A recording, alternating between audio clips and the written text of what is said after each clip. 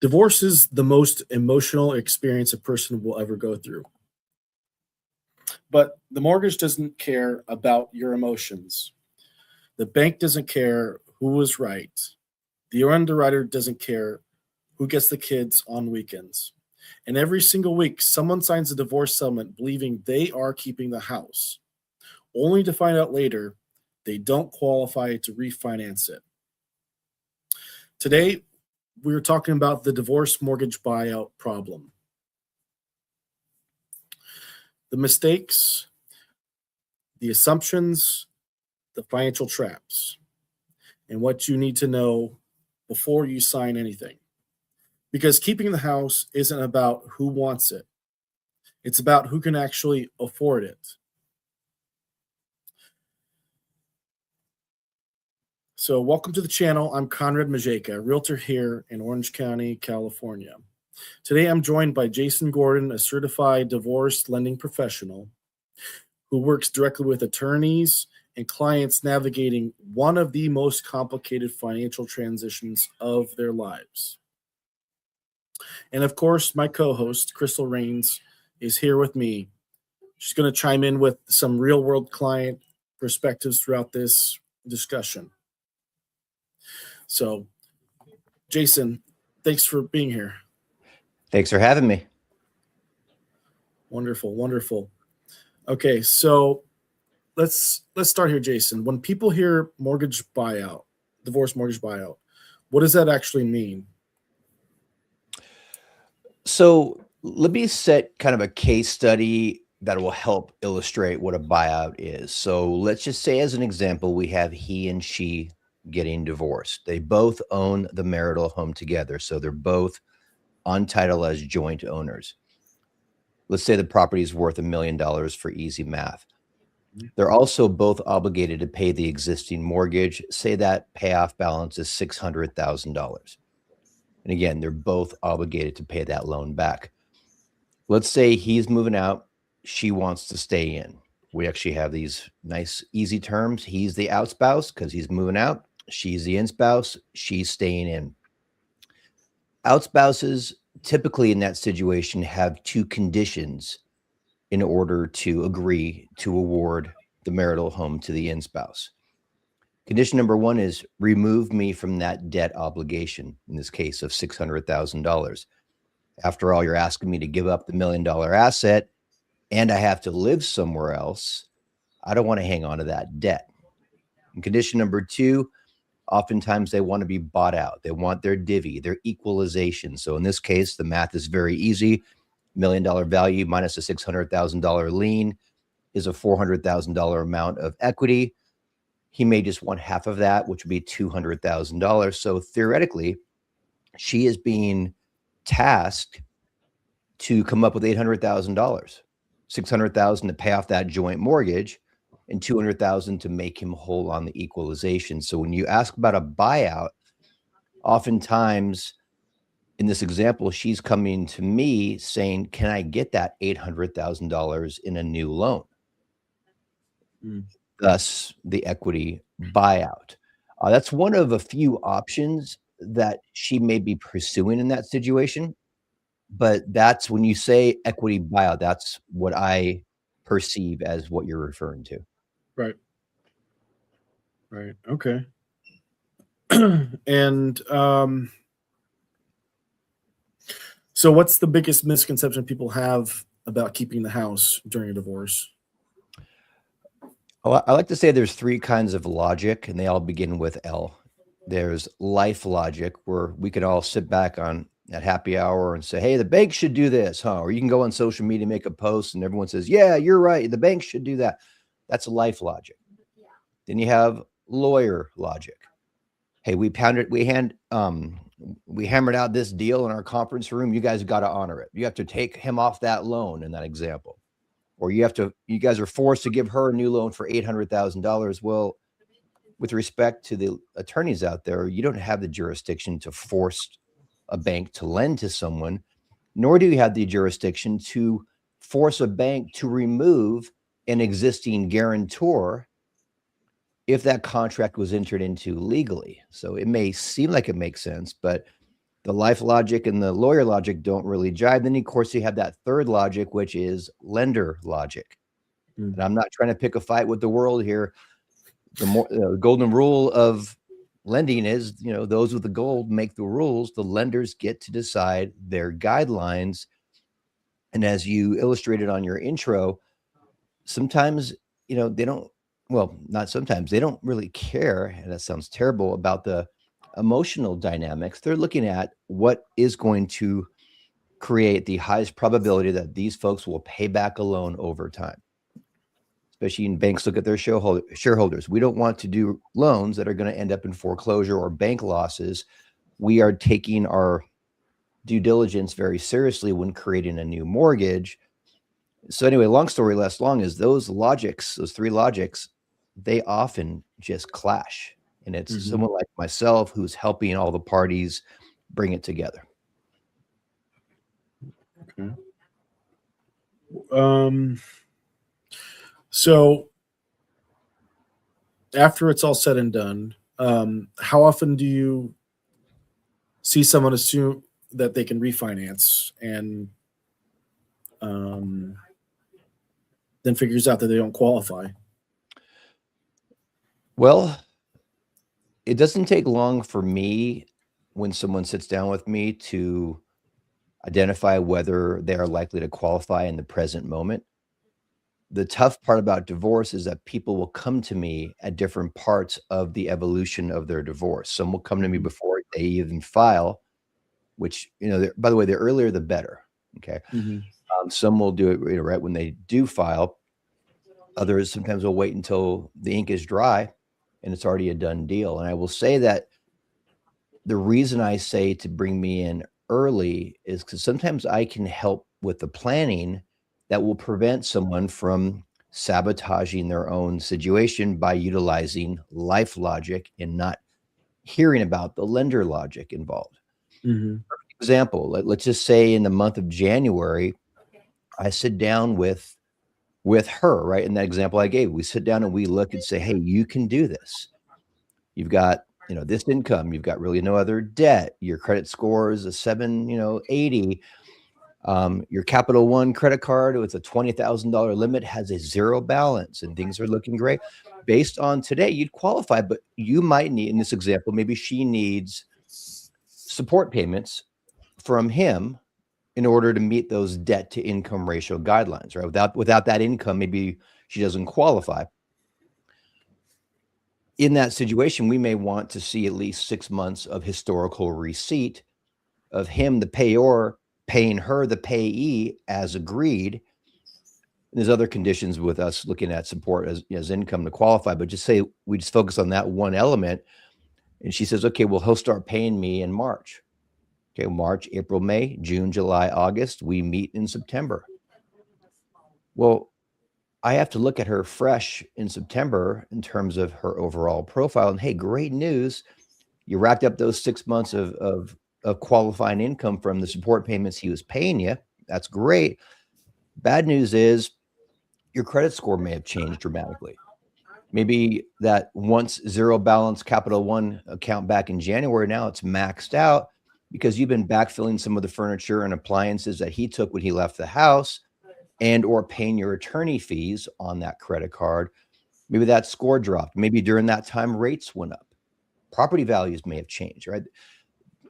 A loan in process is like a piece of fruit on the counter. The longer it sits, the more it begins to spoil. And so that's where it can get very frustrating. We have to have open communication. In this example, I'm telling her those things in January, just really hoping that we'll be in harmony throughout that time, that we're not interacting, so that when we do reconvene in September, we're good to go. But so often people revert back to that life logic and say, oh, it shouldn't matter. They know I'm getting divorced anyway. Oh, he looked at me in January, I'm good. And so this is where we sometimes have a little bit of a conflict within the industry, in the consumers that we serve. This is where I try to keep the communication high, have the messaging out there, like on, shows like yourself, and just make sure people know that there are some intricacies about this process that are just not well known. even by mortgage professionals. I'm not saying that's good. I'm not throwing mud at my competition. There's not typically any formal divorce training. Yeah. And if you think about it, not only is there not divorce training for mortgage professionals, but most mortgage professionals are not actively in that divorce community working on a daily basis with divorcing homeowners. So they just get the accidental divorce case once a year. And they say, well, I got my NMLS license. It should be easy. I'm sure I can figure it out. And you've got this blind leading the blind, scenario happening. And I'm not making anyone wrong in that situation. It's just, if you're not actively involved, you don't know what you don't know. And when I started doing this deep dive and learning more about it, that was more than 15 years into the industry before I started getting the formal divorce education on the mortgage side. And I was mortified how many things I did not know, because they never came up in those limited amount of times where I would accidentally get a divorce case. So I would just say a message I'd pass on to the world, if you're listening, the credential that you identified earlier, the CDLP, the Certified Divorce Lending Professional, there's a few different credentials out there. That is by far the best one a mortgage professional can have to help the divorcing community, whether it's the divorcing home buyer and or homeowner, whether it's their attorney, whether it's their their financial professionals. They are in that conversation on a daily basis. And there is a huge difference when you're doing this on an ongoing basis versus hey, last time I had a divorce case was 18 months ago. I remember how that one went. I'm sure this divorce is exactly the same. It's not. It absolutely is not. Share a little bit with us about you, Jason, how long you've been doing this for, your business in itself. Like, tell us a little bit about that. Sure, absolutely. So I got involved at Wells Fargo Bank in 1991. Crazy to think. General banking for most of that decade, focused on mortgages in 1999, and I haven't turned my back since then. And I would be just like the person I described a moment ago. I would get the occasional divorce and not really think about it. I'm out there helping home buyers and homeowners with their mortgage financing needs. And sometimes it would actually involve divorce. And I started coming across some of the most heartbreaking case studies. And I'll tell you one in a moment. But I consider it like my why of really wanting to go into it. But the day that happened versus the day that they actually had formal divorce mortgage training, there was like well over a decade in between. And I always thought, okay, it would be great to help these folks out if it ever was available. And I remember asking my boss at the time, and he's like, stay away from divorce, completely. The industry is not set up for it. We as an industry really kind of screw over the consumer, as a whole. Stay away from it. And it's funny because I'm still in touch with that boss now as a former boss, and he laughs at me now. He's like, dude, you literally did exactly the opposite of what I told you to do. I'm like, well, sorry. When you care and you have passion for something, it'll work for itself. Yeah. And I got to tell you, to make it about me just for a hot moment here, I've done a lot of loans over the years. That's not a brag. It's just, when I got into it, the world was different. I sound like an old man now, but, people really valued the consultations and the advice that people like myself would provide. And with technology and social media, our industry commoditized itself. We're like stock vendors. People will come up to us and say, how much? Oh, really? Ooh, that seems high. Let me go down the street and see if someone else has something lower, and start walking away looking to see if you're chasing them, right? That's the street vendor, mentality. We just got commoditized. And I remember just thinking, what a bummer that, I've gotten so much better at my job over the years, like a lot of us do, just with experience, yet I'm becoming more commoditized, less appreciated. And hey, we're on this earth for only a certain amount of time. You want to feel like you're helping people out and being appreciated. Again, not to make it all about me, but that was an ongoing thing. Even during the pandemic, when I'm writing interest rates of 2.375, if someone's like, well, I can get 2.25 somewhere, like, oh my gosh, at what point is enough?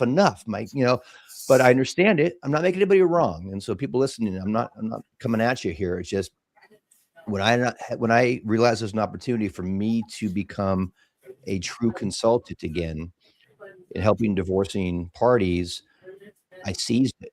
It was so important to me, and it is important to me that these are folks that are, I'm seeing them in some of their worst, most vulnerable times. I put myself up against pretty much any mortgage lender I know about how many times I've witnessed a consumer crying in front of me or on the phone with me. Again, I don't celebrate that, but it's a different way of approaching the business. I am fully immersed in this side of the business, and it's a whole different world. That's awesome. It sounds like you're really passionate about it, and that must make you really great. So I can always be better, but I appreciate the words. I always try to get better, but yeah, I do love it. So let me give you an idea about that case study. Just I'll keep it short and sweet. By the way, if you I'll give you a quick plug here. I do have a divorce mortgage consulting business. If you go to, it's called Divorce Loan Pro LLC. If you went to divorceloanpro.com, there's a video, about a 6-minute video of this case study that I did. Not so much for self-promotion. I changed the name of the person, so I'm definitely not outing her, but it was such a emotionally impactful situation. So I'll give you just the basic raw bullet points. This is back in 2001, again, way back when. Came in my office, was holding her final divorce papers. They were 4 days old. So divorce was finalized 4 days ago. The ink was dry. Remember that example I gave before? She is the in-spouse, so she wanted to stay in the home and buy out her ex-husband. It was a highly contentious divorce. They were not playing nice in the sandbox together at all. I rounded the numbers on the video, and I'll round them now, just use the same numbers, but she had a house worth, $500,000. The mortgage payoff was $400,000. And she had decided she wanted to keep the home. He, as the outspouse, had those same two conditions: remove me from the debt obligation of $400,000, and I want half of that $100,000 equity. I want $50,000. She had so much pride that she had won the home. When she was telling her teenage daughter, "Mommy won the home. You don't have to change schools," and that was really, really important to her. Mm-hmm. She sat down in my conference room, and within moments, I was able to definitively ascertain that there was no loan for her. She did not qualify.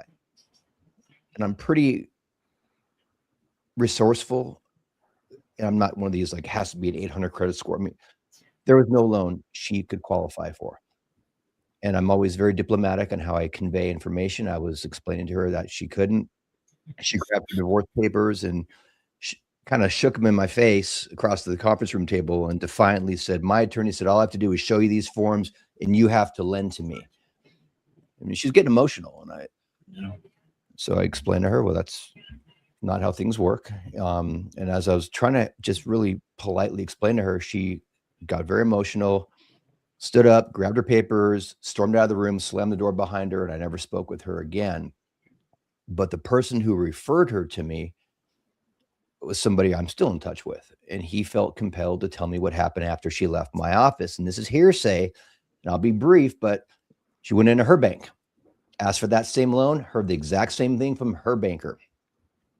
She then called her attorney. Apparently that was a very heated conversation. Profanity was used, names were called, bridges were burned. They were no longer doing business together after that phone call. She then called her ex-husband and said, "Hey, they're not going to lend to me. We need to work something else out." He decided to use that as an opportunity to gaslight her, demoralize her, and said, "That's just like you to not do your homework and expect other people to bail you out. I'm not doing it.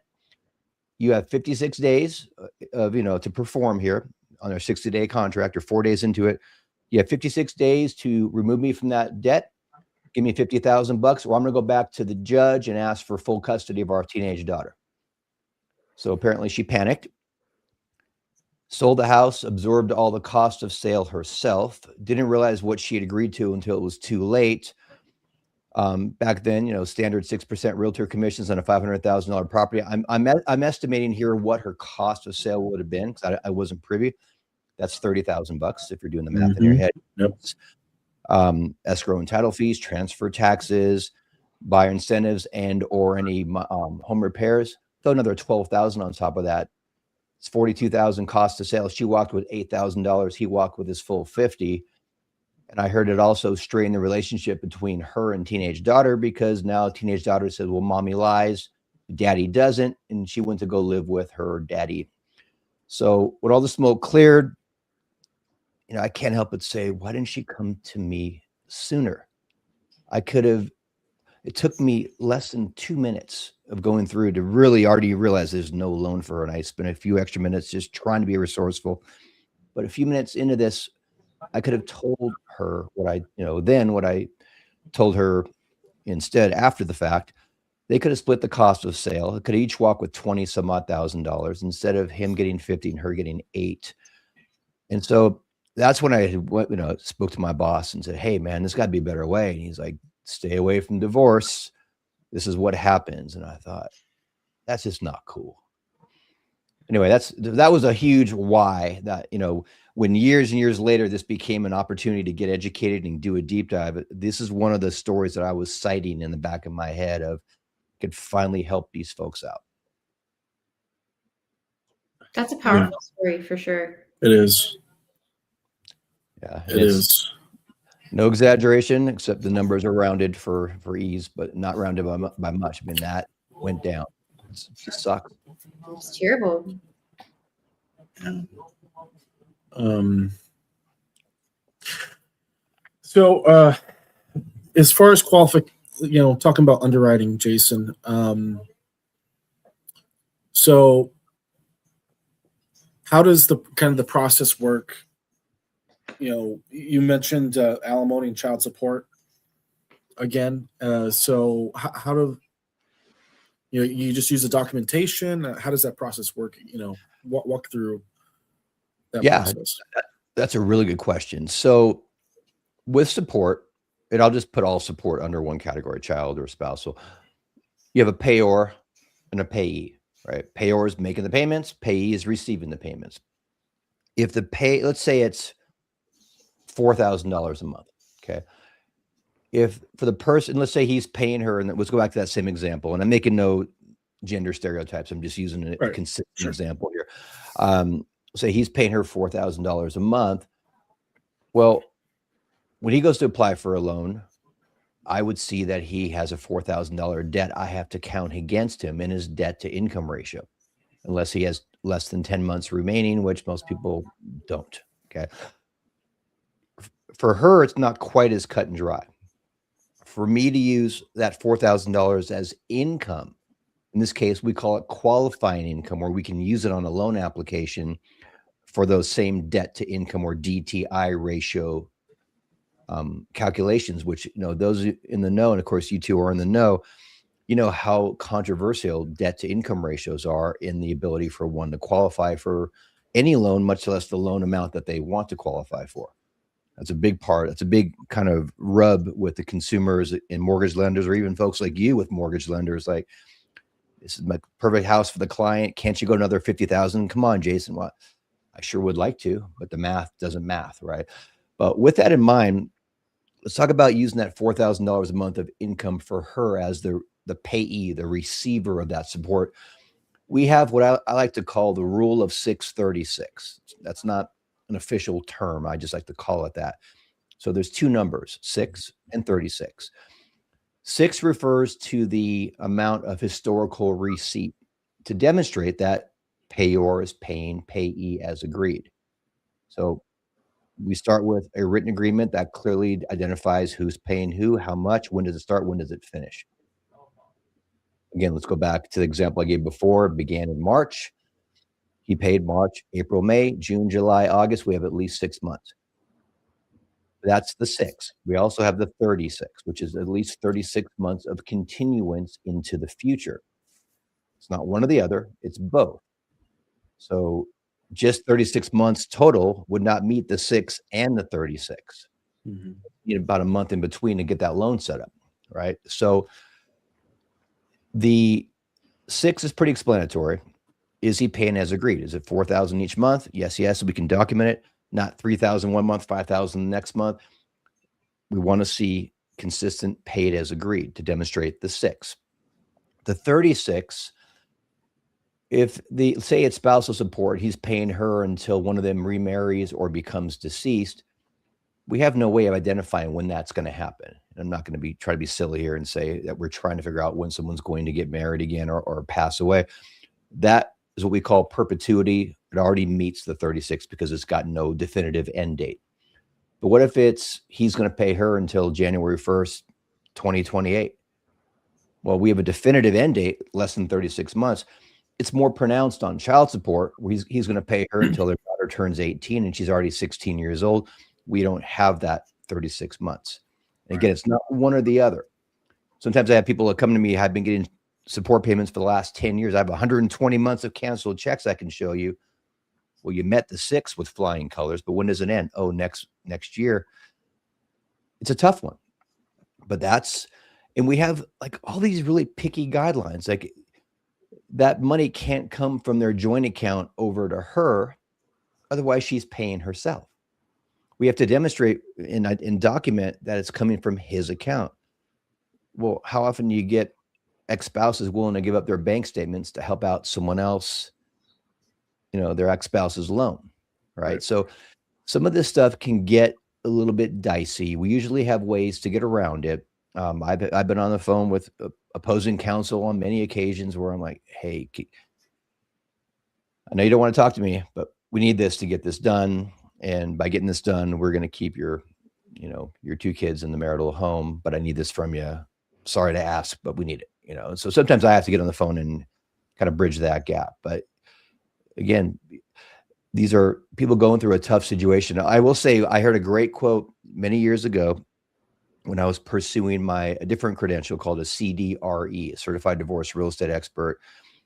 It's meant for real estate agents. I'm the only non-realtor to get this credential. I'm an education junkie.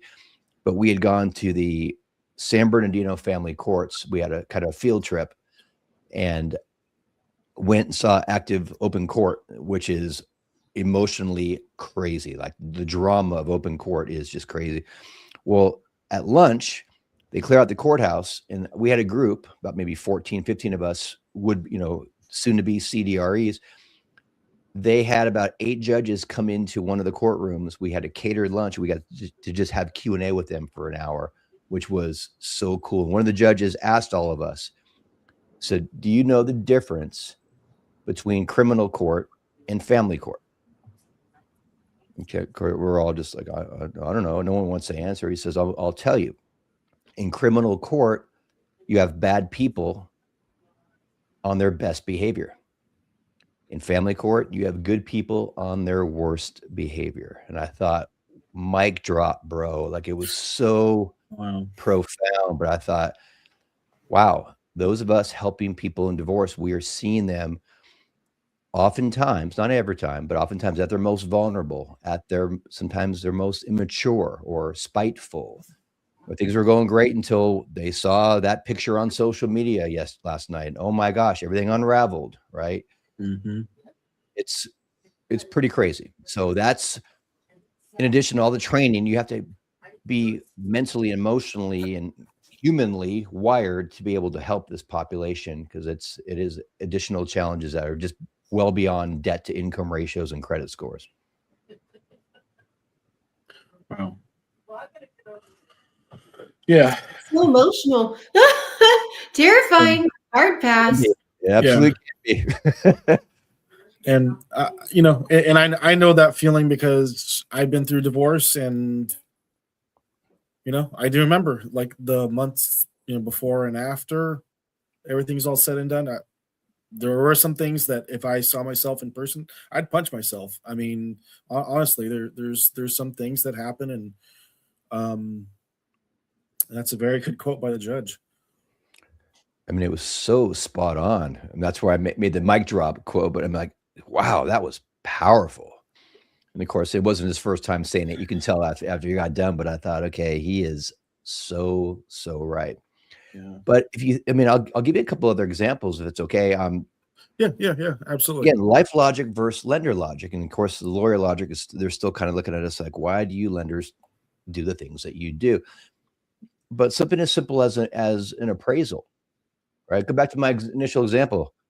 I said the property's worth $1 million. Says who? Zillow?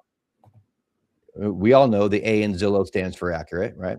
You know, A in Redfin stands for accurate. I mean, don't feed in an address and hit enter and expect to outsmart the appraiser who's done doing this for 20 years, right? With respect to you folks, if you're doing a BPO, some do it great. Some might be trying to use this as an audition to get the listing. It's worth $1 million, but if you sell through me, I'll get you 1.1.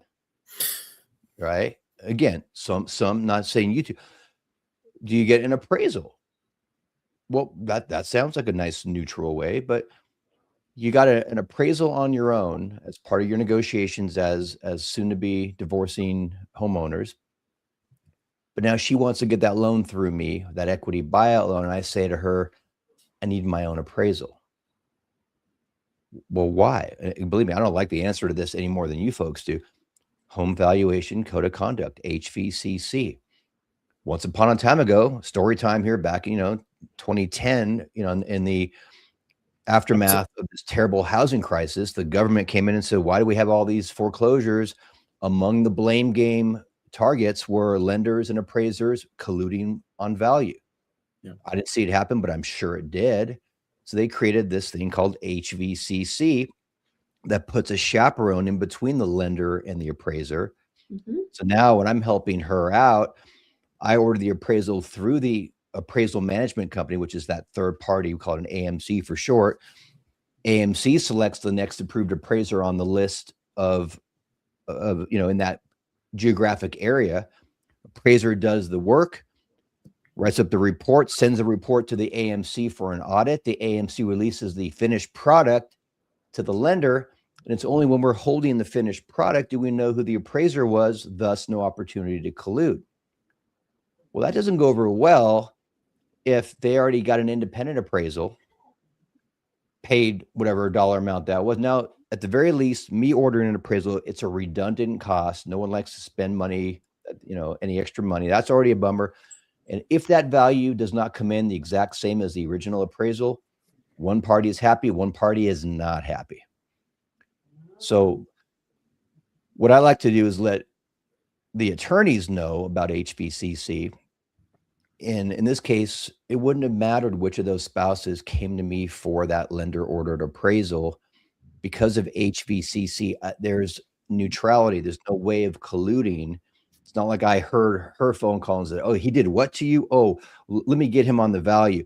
I don't have that ability, right? But that's a huge part, especially on a buyout, because they're basing the math usually for that outspouse on a multiplier of the value, whatever that value is and how it was acquired, minus the lien payoff or payoffs, plural, and then maybe that number divided by 2 or whatever math they want to use to equalize. But these are just examples of when you start going into the weeds here, some of these things really come up and they're not so great. Yeah. This is so interesting. I'm learning so much. It's wild. Cool. Yeah, this is really I'm cool. just getting started, my friend. How much time do you have? No, I'm kidding. Yeah, no, I mean, there's so much, that, and if you think about it, like, that $600,000 lien payoff, where did that number come from? Well, that's on my mortgage statement. Okay, and there's so many different steps in a divorce, I feel like, too. I mean, granted, I've never been married or divorced, like I mentioned before, but watching so many people I love go through it, I feel like they can either be super fairly quick, like the whole 6-month thing, or you could have a duration of years. And I mean, absolutely brutal, devastating, turbulent years.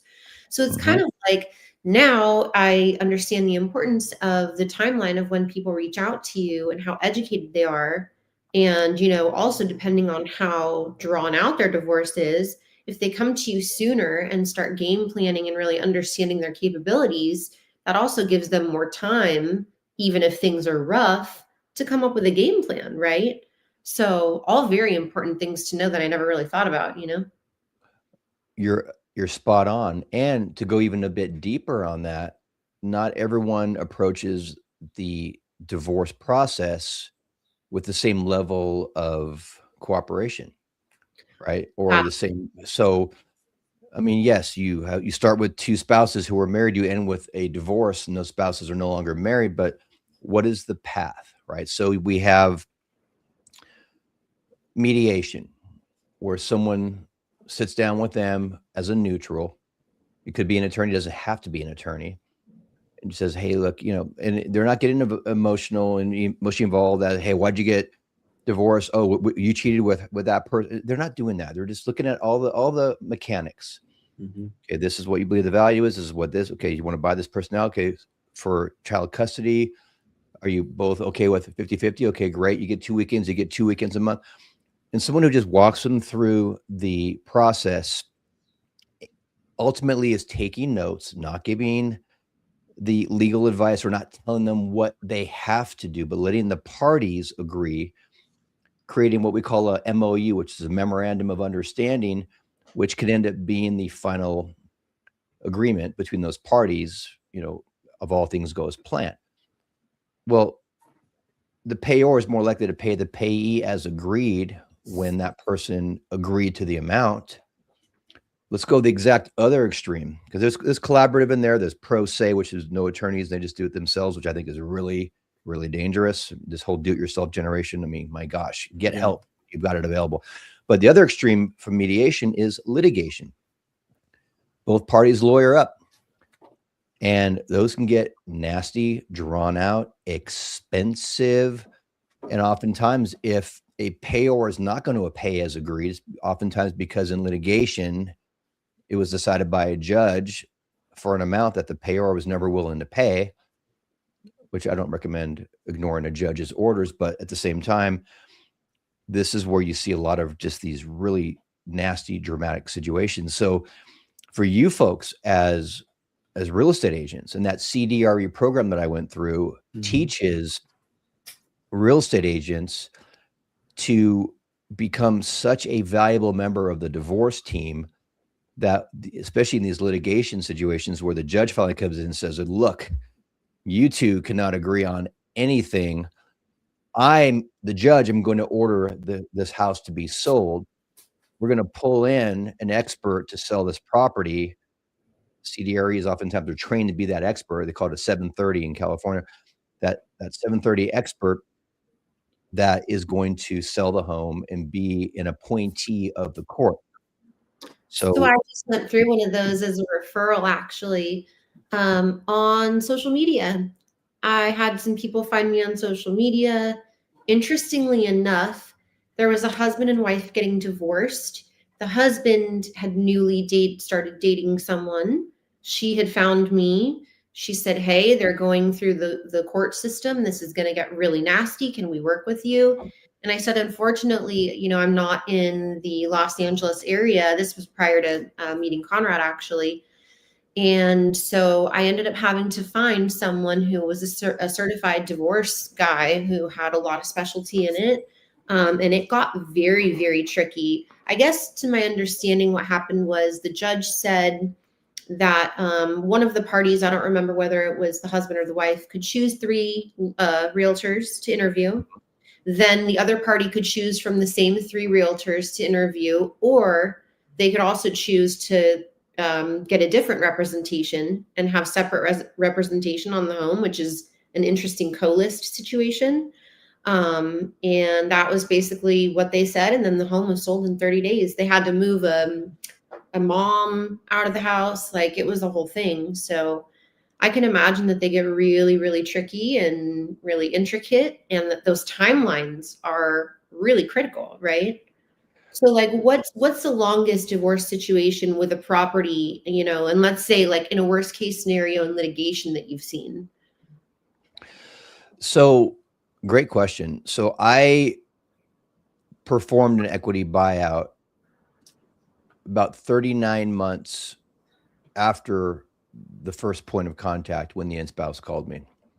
Wow. And in between, it wasn't like we spoke every day for 39 months, but we created a plan. Let me get back to you. That's great. Hey, I'm back. Looks, this might be happening. Oh, wait, let me get back to you again. But, think about that 39 months Wow. where the average loan officer wants to have a 30 to 45-day cycle from opening call until loan funding. And we're not charging extra for that. Right. So think if there is a certain dollar amount. I'm not going to muddy the waters with, you make this much on a loan. Well, if you do that in 45 days or 30 days, extrapolate that per hour, you made a certain a month hourly wage. Take that same amount of money over 39 months. I could have been, driving Uber and made way more money, and again, nothing against Uber, but I could pick a job, right, where it's not a mortgage professional helping out a divorcing party, and we're not charging by the hour.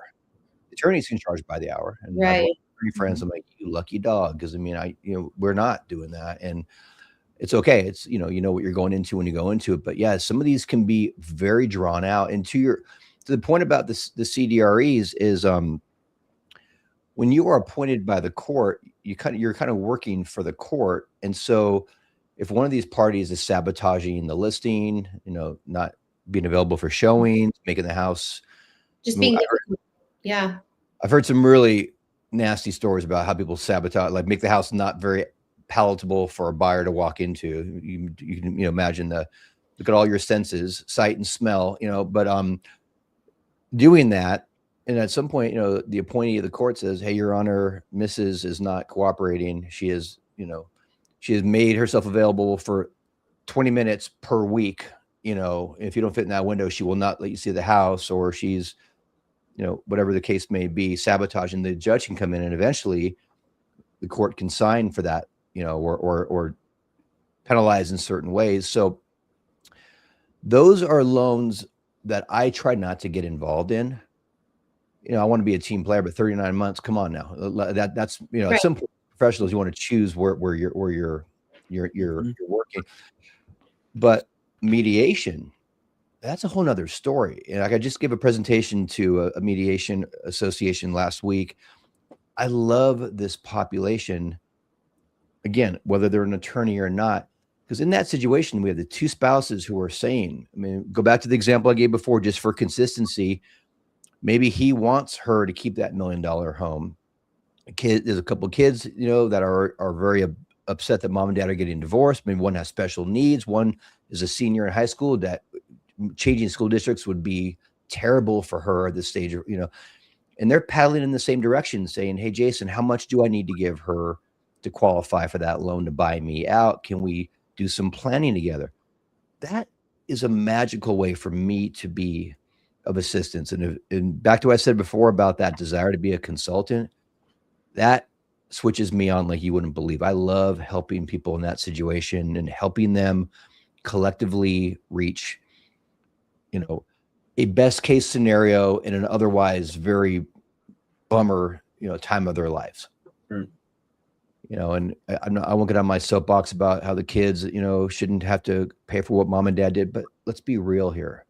Let's try to make it as easy and if we can keep some stability amidst this divorce between mom and dad, that makes me feel like I'm helping society out a whole lot more than just quoting rates. Absolutely. Makes a lot of sense.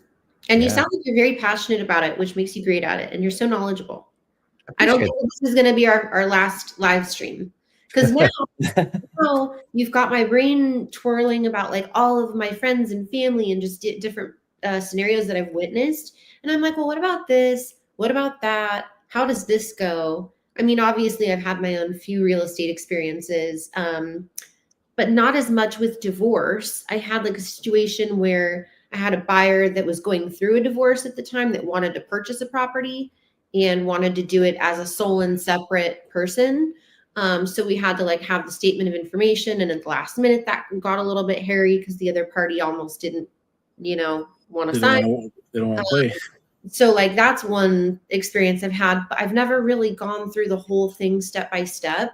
I know that Conrad has published a phenomenal book that's a great resource on like just the divorce basics of like things to know, to do's and don't do's, things like that. But there's so much that I haven't learned in this aspect of real estate. So I'm excited because I'm 8 years in and it's about time, you know, want to help everyone you can. I Yeah. mean, okay, go ahead, bud. No. It's just a challenging area, you know, as somebody who's been through divorce and, you know, selling people's houses, whether it's a divorce or a death in the family or bankruptcy or, you know, for all of that, it's just emotionally challenging. You have to kind of put your, like you said, your consultant mindset on there, take out the emotion, understand you're going to be the one that's going to be kind of neutral and take out any of that energy, that negative energy out on there. So it's a very challenging field, and you know it's good to have, you know, someone like Jason on here who's, you know, calming down as far as, you know, this type of scenario. Absolutely. I think you seem like a great mediator too. So for people who don't have mediation yet, or maybe they aren't going through the divorce process yet, like, I mean, I've got a girlfriend who has filed for separation, but not even gone to court yet. So it's like, it seems to me like prime time to get in touch with you to kind of start working through the steps of things. Cause you really kind of never know. I feel like unless you're in that amicable state, how long a divorce is going to take, because there's so many different moving parts and things, you documents and this and that and the other, you know, so Yeah. who knows. So I don't act in the capacity of a mediator, but I have kind of a hybrid business of how I can help folks out. So I kind of wear two hats. Hat number one is I'm the owner and founder of Divorce Loan Pro LLC, which is a divorce mortgage consulting firm where I can, and there's different levels of service and packages. And, you know, some people have 5 properties and, you know, 4 businesses, and we have to really, really dive in. And, you know, that's a lot of analysis and spreadsheets that I'm helping them with. That's what is called the consulting hat. Then I have the loan origination hat, which you folks as real estate agents run into loan originators all the time, helping folks no matter what their marital status is. But and we all know in our businesses, we have compliance, right? And we have, you know, all these things. You can do this, you cannot do that. I cannot legally wear both hats for the same person at the same time. Right. So someone engages me on the consulting side. We have a list of engagement duties, you know, services are rendered, fees are paid. We close that case out. And oh, by the way, now it's time to get your loan done. If you want me to open up the loan case, I have all your documents here. I can do that for you, but you don't have to go through me. You can go to your banker and do your loan, or that, you know, whoever you want. Keeps a lot more neutrality in place. Right. As that consultant, I'm oftentimes helping both parties at once.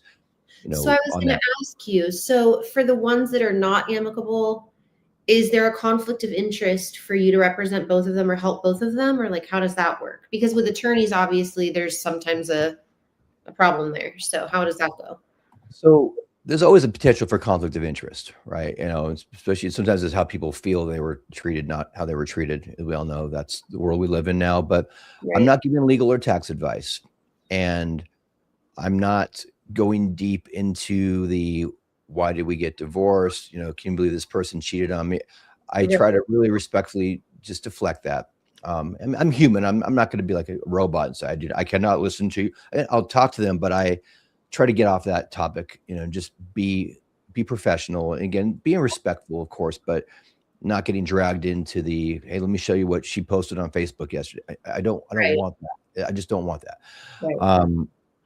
And there's always potential of people crying foul. Hey, he told me that my wife has to pay this much to me in support. I never said that, because that would be a legal situation. Oh, he said that that property I bought last year as an investment, there would be no capital gains taxes when I sold it for $1 million gain. I didn't say that. No, I would never say that. Right. So this is where someone like me has to be real careful what I say, what I don't say. I put things in writing to help just make sure that nothing was misunderstood. One thing I want to throw out there too, I usually say this early on in any kind of interview, just because we're all human here. You know, my team and I absolutely respect the sanctity of marriage. We're not celebrating or promoting divorce. We're not breaking up marriages to get a commission.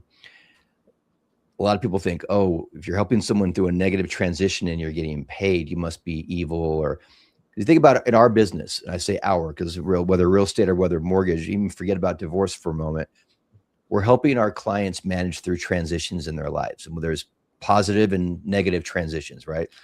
Positive, we get someone their first home. They're finally a homeowner, or they upgraded their dream house, or downgrade to their forever home, or buy their first rental property. At the end of that escrow, there's hugs, there's champagne corks popping, you know, there's chance of we did it, right? But then we have that negative set of transitions, right? Death, divorce, financial hardship. These people need us so bad, but death could be probate courts, divorce could be family courts, financial hardships can be the loss mitigation side that you're using to try to, you know, get a short sale or, you know, or deed in lieu approved, or other loss mitigation remedies. But when you're helping that negative transition client, it's a whole nother level of awareness that we have to have as professionals of how we might be perceived. And by the way, I don't market to consumers directly. I'm not going to walk up to you at a party and say, hey, if your marriage fails, give me a call. That's not this guy. Right. But I do market the mediators and attorneys, real estate and financial professionals to say, if this comes across, let this person know early. The earlier they come to me, the more chance I have to help them. Not have the situation we talked about before with mommy won the house, but mommy didn't keep the house and paid all the fees to sell her. Yeah, real estate. Conrad and I can attest to that. Waiting can really, you know, put you into a tricky situation. We just went through something like that. And gosh, I was talking to her for maybe like a year, Conrad, before I brought you in. So almost 2 years from beginning Long to end. time. Yeah, a long time. Very good friend of mine. But I think that when emotions come into play, whether it's death or divorce or any of these, you know, heartbreaking situations, emotions can really dictate a lot for a lot of people.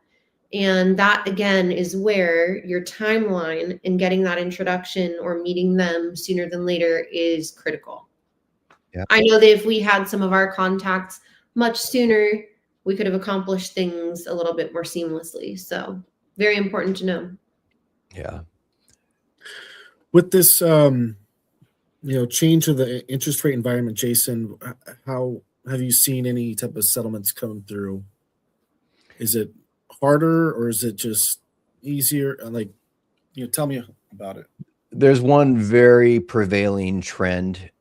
And again, we'll go back to that example before, the $1 million value, the 600,000 payoff. She wants to get 200,000 to buy him out. Well, that $600,000 loan in both their names has a rate with a 2 or 3 in front of the decimal point, right? Got that during the pandemic. And so she's coming to me saying, hey, I need to remove him from the loan and I need to get 200,000, but I have a 2.375 interest rate. I don't want to lose that. You evil lenders are quoting more than double that in the open market, and I don't want that. The math doesn't math, right? And again, I'm being silly, but yeah, I get it. I absolutely get it. Now, that's not typically an option, but divorce aside, when I was, during the pandemic, I could not answer the phone fast enough. It's what we all dream about, right? Everyone wants your product. Wow. I literally couldn't talk fast enough. I was working 15-hour days and just it's raining. It's time to go out there and play in the rain. I mean, it's finally what we wanted, the perfect storm, call it. But all the while we knew we're kind of selling our soul here, because when rates go up, not if, but when rates go up, no one's going to want our product because they're all going to be hanging on that 2 point or 3 point, whatever interest rate. So now bring in divorce in that situation where she wants to, she's basing the math on that $600,000 loan at 2.375%. And I'm saying, well, you need 800,000, 600,000 to pay off that joint loan and remove his first condition, which is get him off the debt, and get 200,000 more to get him his buyout. You don't get to keep that 2.375 interest rate. Right. And, enter the magic word of the day, right? So Well, let's back up. So during the housing crisis, 07, 08, people learned these two phrases they never heard before: loan modification, or they learned short sale. Didn't know these things could happen. Whoa, I can go to the bank and they'll take my rate down and to 2% for 5 years. Well, they might not. Oh, my house is worth, 500,000. I owe 600,000. They'll let me sell it for 500,000 and write off the extra 100. They might, right? But those were the big buzzwords back in, the late 2000s. Then we had more recently, we had the pandemic, we had forbearance. No one knew what that word was until suddenly it's like everyone's, I want a forbearance. I want a forbearance. Well, now the big buzzword is assumption. Yeah. I literally have given trainings to family law attorneys throughout the country, and I call it, and I'm not trying to be silly here, but don't assume the assumption, and stop telling your clients to assume the assumption. My favorite part is you nailed all three of them in a row. It was exceptional. Very well said, my friend. Like literally. And the Appreciate assumption that. now, everyone thinks it's the name of the game. And while it can be, there's so many different other things that are deterrents and timeline things that they don't know about. So not assuming the assumption. I like it. Might steal that and use it. Please. Well, let's go back to the life logic versus lender logic right now. Yeah. Right. We'll leave the lawyers on the sidelines here. Life logic is, I'll gosh, leave them as long as possible. yeah, life logic, that sure would be good for me as a borrower. Hey, and I'm going through a divorce anyway. You guys know how hard that is, right? It'd be nice if you let me keep my rate. And I'm not making light of this, but yeah, sounds great for the consumer. How about the lender? Where is their incentive to do this? Right. Or to keep me as a client? It's not enough. Mhm. Not enough. It's because they can just say no, right? So think about someone like me on the loan origination side. No matter who I'm helping, if you want to distill down my job description to 3 variables that I'm putting together each and every time. Variable number 1, what are the goals of my client? I want to buy that house for 800,000. I want to put 10% down. Okay, that's clear goals. Variable number 2, how does my client look on paper? Cash flow, credit, job history, assets. Variable number 3, metaphorically speaking, to get approved for a loan, you have to fit inside of a box of approval guidelines. Does my client fit inside at least one box? If the client fits inside more than one box, which one has the best terms? Repeat. That's what I do for a living, right? Now bring in these loss mitigation, remedies, whether it's loan modification, whether it's assumption. We know the goals of the client. Look at the assumption part. Okay. The goal of the client, in this case, go back to the case study. She wants to keep her 2.375% rate on that $600,000. She wants to remove him. And she also wants to get another $200,000 to buy him out at that same 2.375% rate. Well, that's a lofty goal, but it's a goal. I'm hearing you. It's not going to end well, but I'm hearing you on your goal. We can look at how you look on paper. We can see what your cash flow is. We can pull your credit. But what we're missing here is that third variable. There's no published guidelines as to who would be approved, what kind of box, what size of that box is, and will you fit inside that box? There's no identifying box here because there's no guidelines. These banks could just say yes to one person, no to another as much as they want. And I will give you one little pearl of wisdom that I gave to these attorneys. And I just wish this was common knowledge. I really do. I tell people all the time in this situation. So first of all, you're not getting cash back on a loan assumption. So in that example, her wanting to remove him from the $600,000 2.375, okay, that's going to be hard enough to accomplish. But if you cannot find $200,000 to equalize him some other way, don't go down this path and spend months of your life trying to get a loan assumption, because they're not going to give you that cash back as well. So let's assume she can equalize the 200,000 some other way, but she wants to remove him from the loan. My words, but there's 3 checkpoints that she has to get across. Okay. Checkpoint number 1, is the loan even allowing assumptions. Go look at your contract, your loan documents, the final document you received when you got your loan, whether it was a connection with a purchase or a refinance, is your closing disclosure, your CD. I thought it was like you had to actually talk to the loan holder, because I've looked before at like old closing docs and like couldn't find anything in there. And so everyone always just says, call the loan holder. Well, I still encourage people to call, but I'm letting you know But when it's on you there somewhere. call why they might say no. So imagine it's Crystal's loan. Crystal's that in-spouse in this example here. I know you never been married, but now all of a sudden I'm helping you get divorced here, right? So, but you're the in-spouse about to buy out your ex, and you want to remove him from that $600,000 loan. You want to keep that 2.375% rate. So the first thing I would say to you is, Crystal, go get those loan documents when you got that loan. Again, whether it was in connection with buying the home or whether it was a refinance. The final document you received was a closing disclosure, which we call the CD. We know the CD well as real estate professionals. That accounts for every single penny that went into your escrow.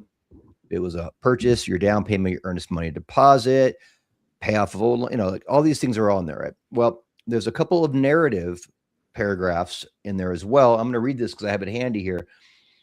There's one that says, assumption. If you sell or transfer this property to another person, your lender, comma, and there's two checkboxes. On Fannie Freddie fixed rate loans, 15, 20, 30-year fixed rate loans, it is almost a given that the second box is checked, which says, I'm going to read the sentence again just so you can hear the checkbox in context. If you sell or transfer this property to another person, your lender will not allow assumption of this loan on the original terms. Can they make it any clearer? You're not keeping your original term, that 2.375. So I know you want it so bad, you can't keep it. Right. But let's be positive thinkers here. Okay. I'm not some negative Nelly. Let's say, hey, Crystal, it says that, you see it. Okay. Call anyway. Just see if you can make progress, but be careful. Especially the first person who answers the phone may not be the person who's going to be the decision maker, but see if they'll entertain a conversation. Just be positive thinkers that you got past that first checkpoint. Okay. Right. At least we know now why you may not get past that, because it's already contractually in there in your documents. But let's say you got past that. Okay. Again, positive thinkers. Now, checkpoint number 2. How do you look on paper, Crystal? Do you have what we call ATR, ability to repay this thing? Took 2 of you to get this loan of $600,000 at 2.375%. Now you want to get one loan for $800,000 in your name only for 6.375 or whatever the rates are. Right. Again, math doesn't math in these situations. But again, Crystal's like, don't be prejudging me. I make a lot of money. Sure you do. You got past checkpoint number 2. Game on. But checkpoint number 3, would you believe that there's actually different kinds of loan assumptions? So, and I've got my terminology here because I like to have this in front of me. There is what's called a legal transfer assumption, also known as a simple assumption, which would relegate him, your ex, to co-signer position.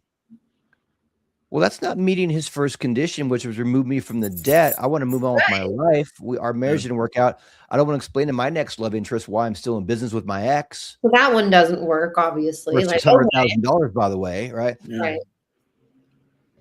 And the other type of loan assumption, which is the golden goose, is what you want, is the qualified assumption, also referred to as a novation. That's the full release of liability. So if you can get past all 3 of those checkpoints, if you can equalize that 200,000 somewhere else, you may have a shot here. But what oftentimes happens is, let's say that you and your ex are amicable, right? Hey, we have kids, don't want them to be out of the marital home, but maybe he's saying, well, I want to move on with my life. I want to buy something else, right? So let's call the marital home property A. He wants to go buy property B, which makes sense, right? let's say, let's say you both agreed to kind of stay in business together, maybe until the kids turn 18, and then you'll sell the house, and you'll, whatever the case may be. And let's say you were able to equalize him some other way. Hey, we'll sell some of our stocks. We have 200,000. I'll give you 200,000. I'll meet your second condition, but the first one I can't quite meet yet because I don't want to lose that 2.375% rate. And you both agree that's in your best interest. Okay. It happens a lot, but let's say that's the case. But he says, I want to buy now. Well, let's just say as an example, the PITI, principal, interest, taxes, insurance payment on property, let's say it's $5,000. And let's say he makes, 10 grand a month and can't afford, as you know, debt to income ratios for Fannie Freddie are about 50% max. Well, if that debt on property A is $5,000 and he makes 10 grand, he's already at 50% debt to income ratio. He can't take any additional debt. But he wants to buy property B, and he comes to me for a loan, says, Jason, I want to buy property B. The payment's only $4,000 a month, but you're going to see that $5,000 a month payment on my property A on my credit report. I'm obviously not going to qualify with both payments. 5,000 plus 4 is 9,000 divided by 10,000 income. 90% DTI is not going to get you a loan anywhere. But I can say to him, well, hey, great news. I can exclude that property A payment of 5,000. I can exclude it from your debt to income ratio with the proper verbiage on the divorce papers. So let's just say it's really clear and it says, effective March 1st, 2026, Crystal is fully responsible for the PITI, be more descriptive words, legally, but right. On property A, address is 123 Elm Street, whatever it is. Even though I see, and I'm sitting down with him in July of 2026, I can see that this is now your debt, even if it's on his credit report. I can call it a court-ordered assignment of debt, or what we call a contingent liability, and not count that debt against him for his debt to income ratio. And he can ideally buy his property B, which is not well known. And sometimes when you're in your situation, you're like, Jason, I really want to get that assumption. You're not, the industry is saying no, but I can't afford to sell this house now and try to buy somewhere else now with those higher rates and higher insurance or whatever. Is there a solution? So sometimes that becomes a solution too, where I can help them kind of go down the rabbit hole. Now, I'll give you one more little tidbit on that contingent liability. Let's say it was your responsibility, Crystal, in March of 2026. He doesn't come to me until December of 2026. And I pull his credit and I see his $5,000 payment on property A. But wouldn't you know it, Crystal missed her mortgage payment in July and then again in September. 2 different 30-day lates. Shame on you, Crystal, right? But it's going to hit his credit report as well. Because that bank is going to say, well, I don't care about your marriage. You're both obligated to pay this loan. We have to report accurately to the credit bureaus. It's a good news, bad news thing. So the good news is, sir, whatever his name may be, even though Crystal missed those 2 payments, I'm not going to count it against you, because we can see that this happened after it was her responsibility, after the court-ordered assignment of debt. That's the good news. Bad news is I can't do anything about the impact of those late payments on his credit score. So maybe he was a 780 score. Now he's a 640. Well, he still qualifies theoretically, but at a higher rate quote than someone with a 780 score. He may not be very happy with you, my friend. That's it, right? But what if it took him down below 620 and he wanted a Fannie Freddie loan? And I said, you need a 620. So it can still take him out of range of a loan altogether, or it can keep him in range, but at a less attractive loan product. Totally. So you can see where you start going down that rabbit hole. There's a lot of layers to this thing. For sure. Anyway, that's my example. I can keep going, but I'm out of breath. Yeah. Good conversation. So let's get into the comments and questions into the YouTube land, and hopefully it's not a lot of trolling. Be nice to me. I mean, well. All right. Yeah. Well, I'm just going to put this out here. So if anybody has known or someone that's going through a divorce mortgage, settlement situation, you can go ahead and leave a comment on here.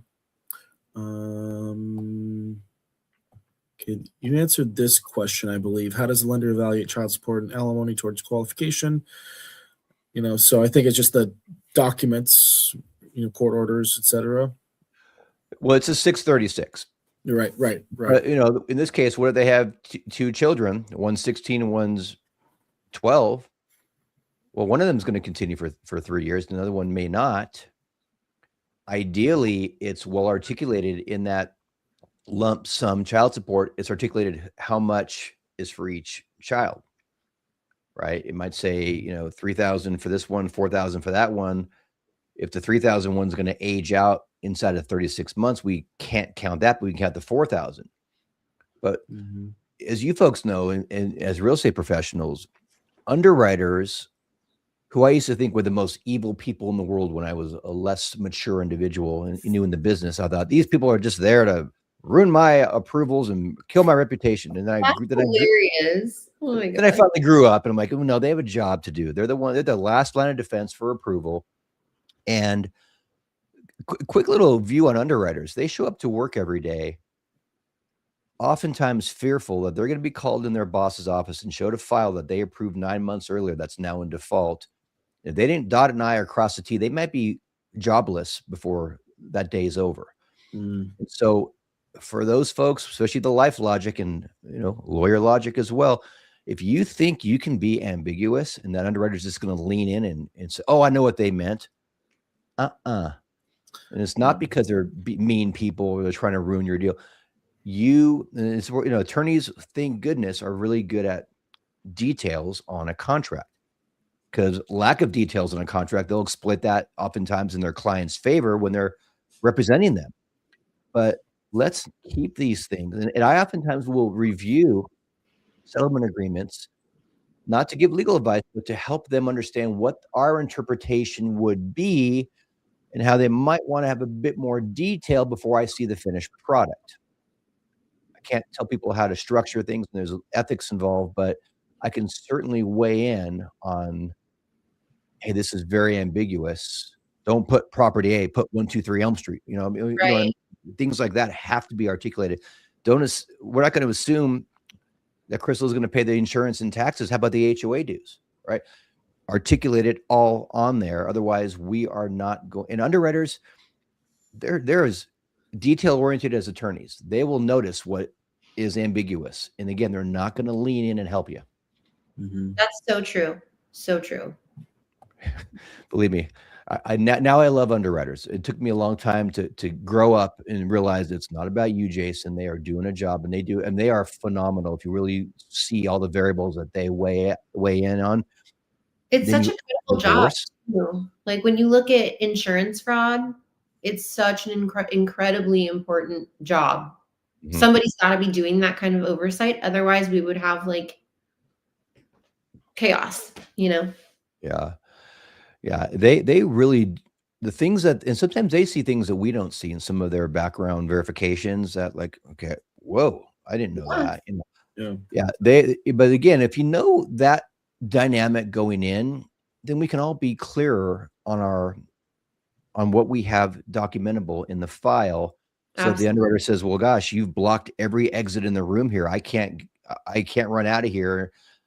You fit inside these guidelines. You fit inside that box. I have to approve it. That's my job, blocking those exits, which is not easy. Makes a lot of sense. Crazy job you have, my friend. Crazy job. Yeah. Any crazy stories of settlement during the housing crash of 2008 with everything being upside down?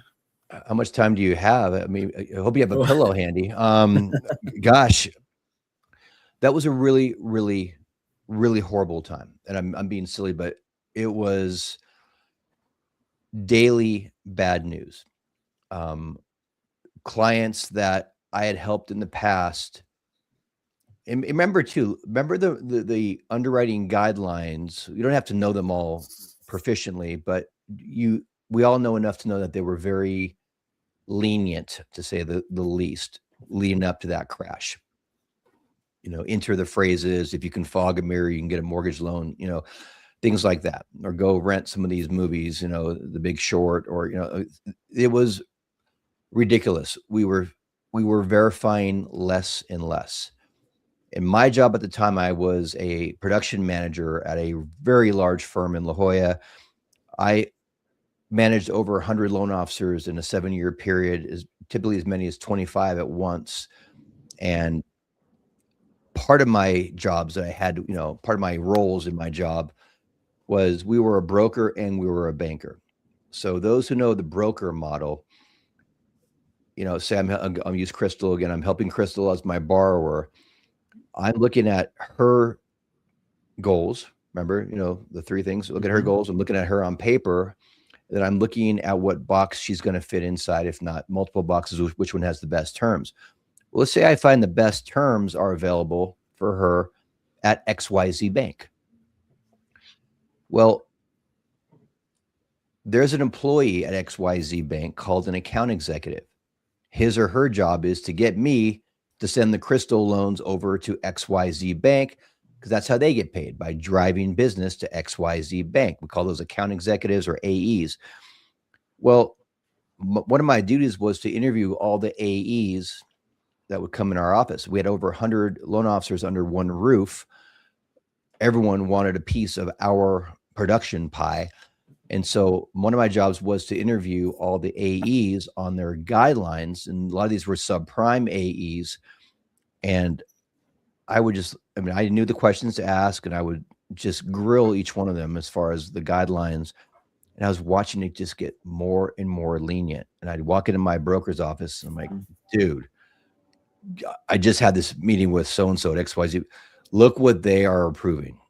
And I remember at one point I said, stay liquid. It's going to get really ugly here. I mean, and we're like looking at this going, you'll do a standalone second to 100% combined loan to value behind a negative amortization loan with a 620 score with no income or asset verification. Are you crazy? Right? I mean, have you lost your mind? That, by the way, was a program.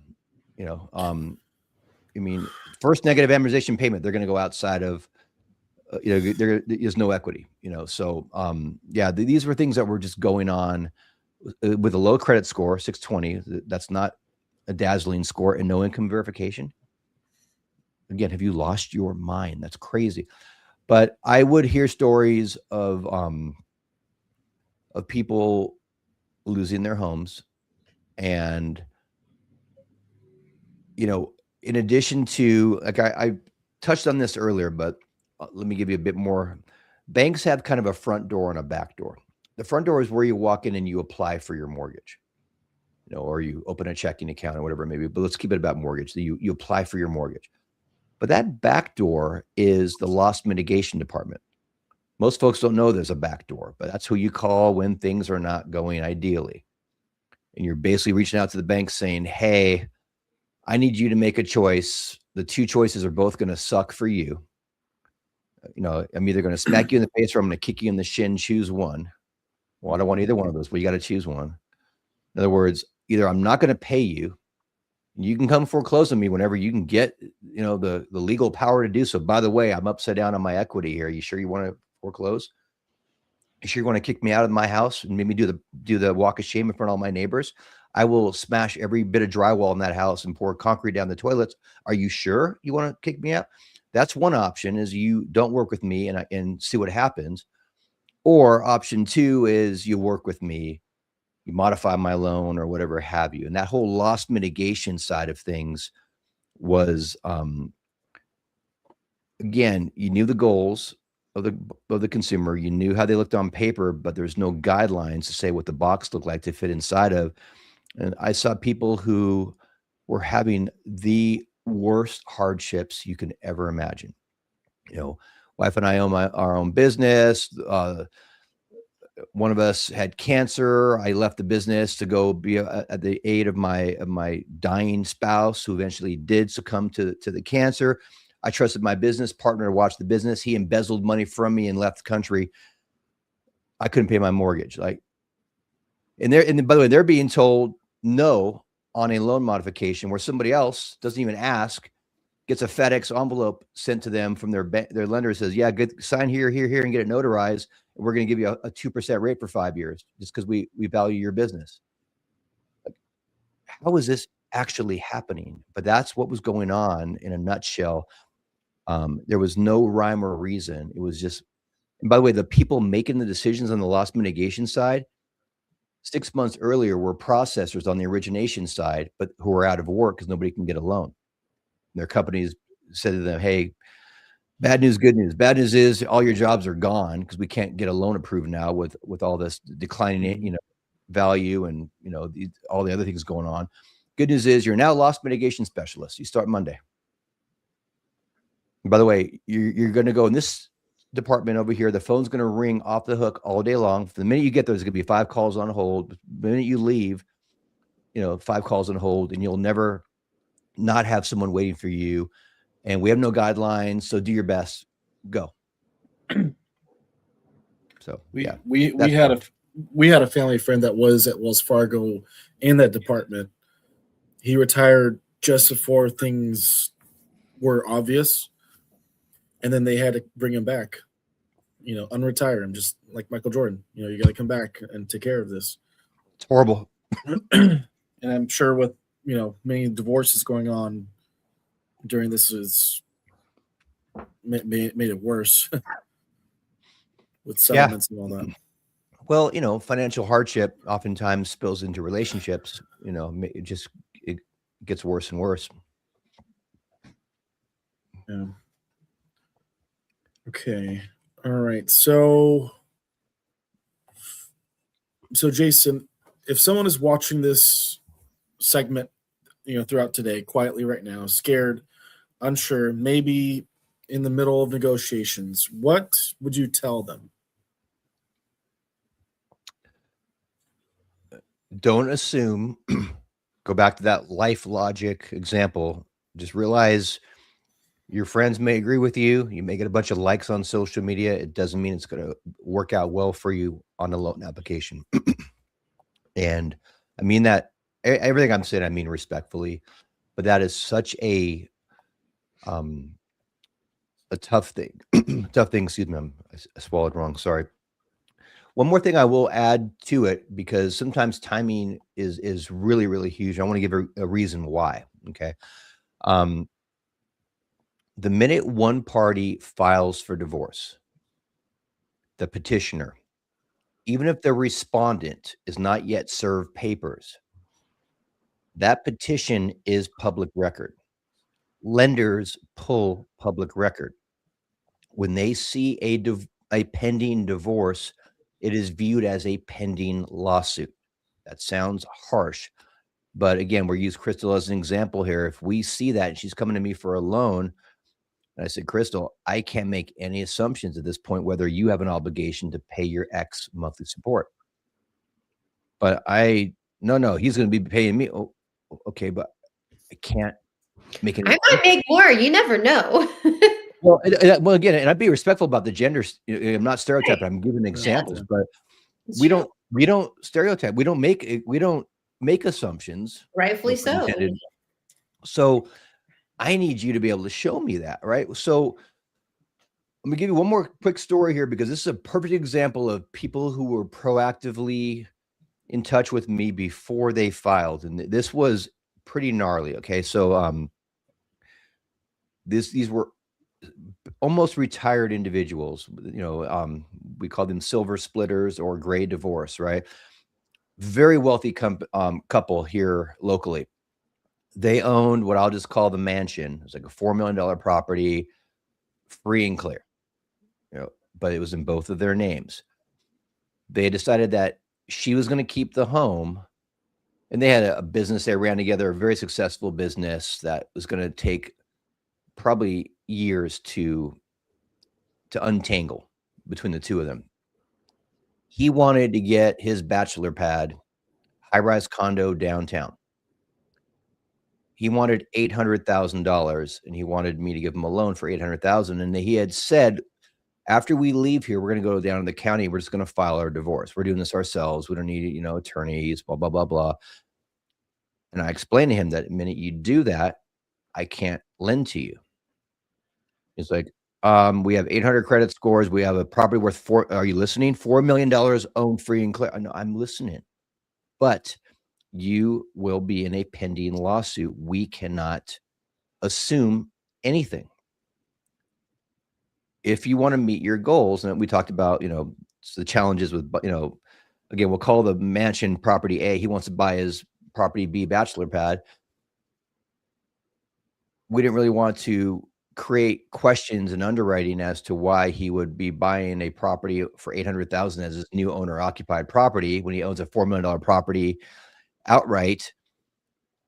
It almost invites the conversation of, is there a divorce pending? So I said, well, if you can hold off on going to the county, let's do a cash out refinance on your $4 million property while you were still married. No pending divorce, no pending lawsuit. Give me 3.5 weeks to get you your money, and you can pay cash for your home. And by the way, he was able to negotiate a little bit better sales price by being a cash buyer at the time. And when all the smoke cleared, she had an $800,000, lien on her property. They sorted that out, and after the fact, there's plenty of money to sort out at that point. But he bought the place.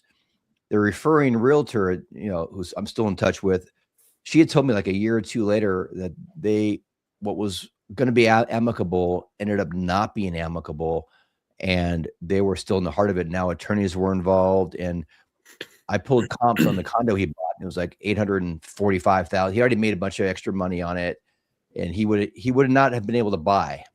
And who knows how long it took. I didn't keep track of all that. But point I'm making is timing is everything. Had they not listened to their realtor and filed and said, I'll talk to Jason tomorrow, I can't help you.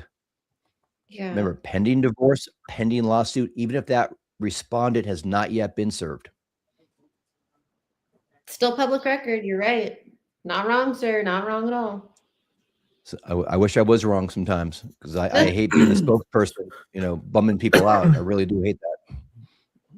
Thank Transparency over everything, You didn't make the laws, so. Thank you. But I do care. Yeah. And I wish each situation would end well, because I do want people to be in a good situation. For sure. Divorce is emotional, but real estate is mathematical. And if you make a decision based on fear, guilt, or pride, you may pay for it for the next 10 to 30 years. Before you agree to keep the house, before you agree to give it up, before you sign anything, get the numbers reviewed. Talk to a certified divorce lending professional like Jason. And if you're in the Southern California and need guidance on whether selling or refinancing makes more sense strategically, reach out to us, because divorce is hard, but a preventable financial mistake is harder. Jason, Crystal, thank you both for being here. And to everybody that's watching or rewatching the replay, share this to somebody who needs it. Thank you so much, Jason. That was super informative. I learned so much, and I'm looking forward to our next one. We'll have to have you back. I'll be back. Just all you have to do is ask. I won't invite myself, but you reach out. I'll be happy to come back on. I appreciate you both taking time to chat with me. Yeah, we'll be in touch for sure. And thanks to your listeners as well for hearing me out. All right. Absolutely. Have a good rest of your day, gentlemen. I'll talk to you soon. All right. Thanks, Take care. Thanks, everybody. Over and out. Bye, folks.